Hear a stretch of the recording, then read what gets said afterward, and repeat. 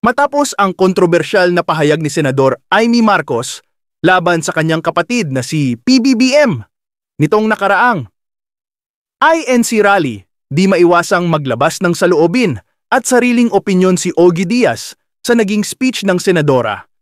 Inakusahan ng senadora ang kapatid na si PBBM at si First Lady Lisa Araneta Marcos na gumagamit ng iligal na droga.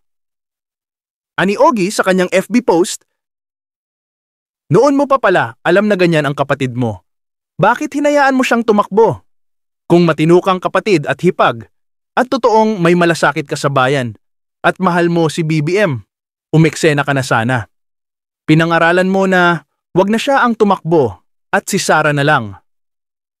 Habang sa rehab mo, dinala ang kapatid mo kung totoo yung sinasabi mo.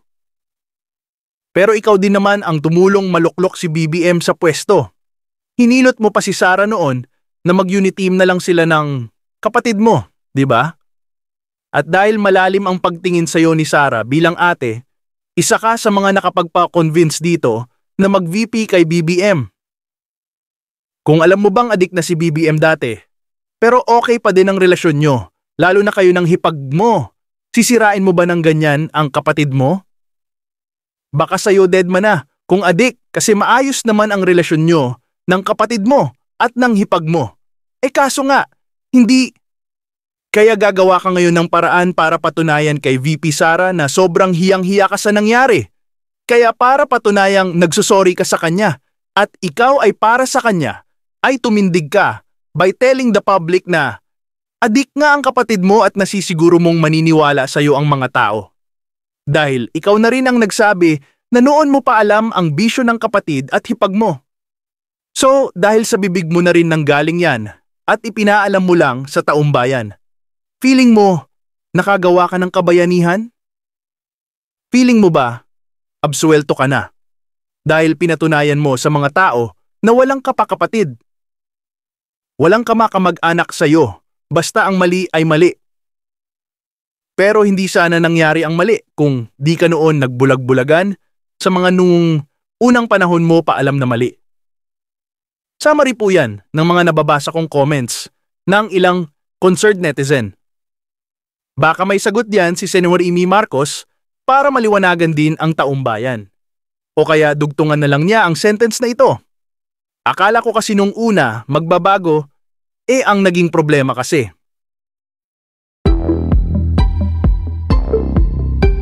May nagtatanong kasi, okay, sige po, wala po kaming political color ni Romel. Wala po kaming pinapanigan. Hindi nyo po kami nakita sa anumang entablado ng mga politiko nung nakaraang halalan, kahit noon pa.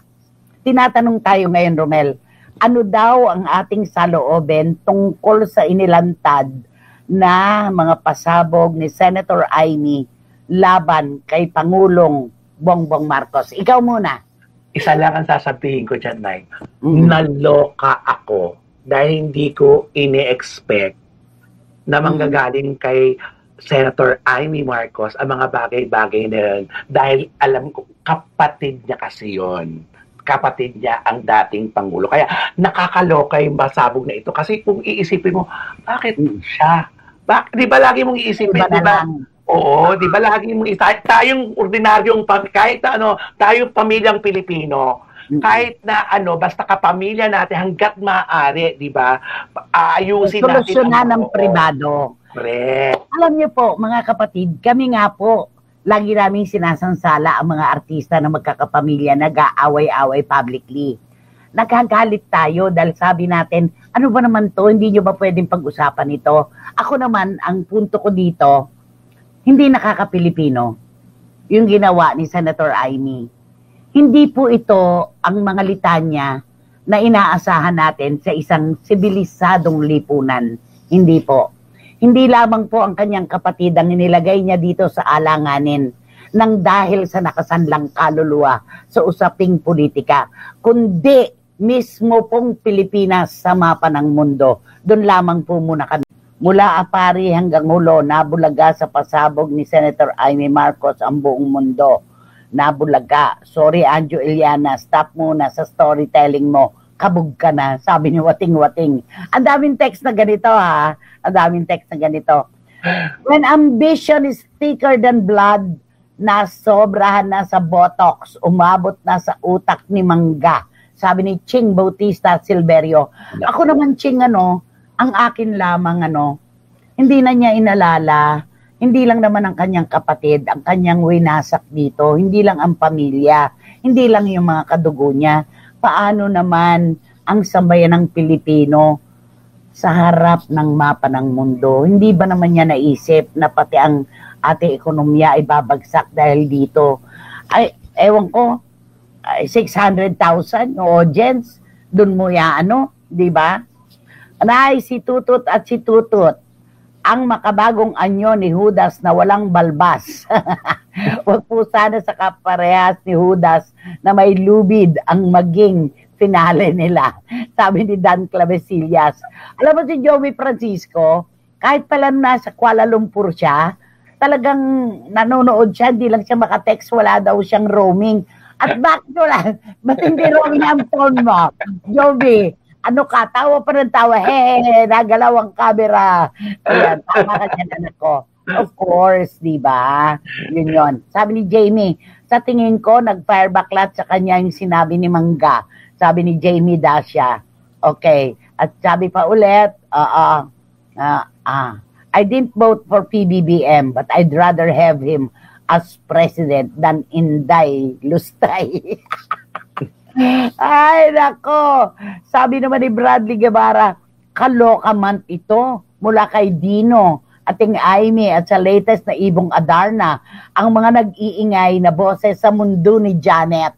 Ayan, ganyan naman siya. Ni Janet, tipi nga naman si Janet, di ba? Oo, tiping saksi. Di ba? Mga ganyan-ganyan si Janet.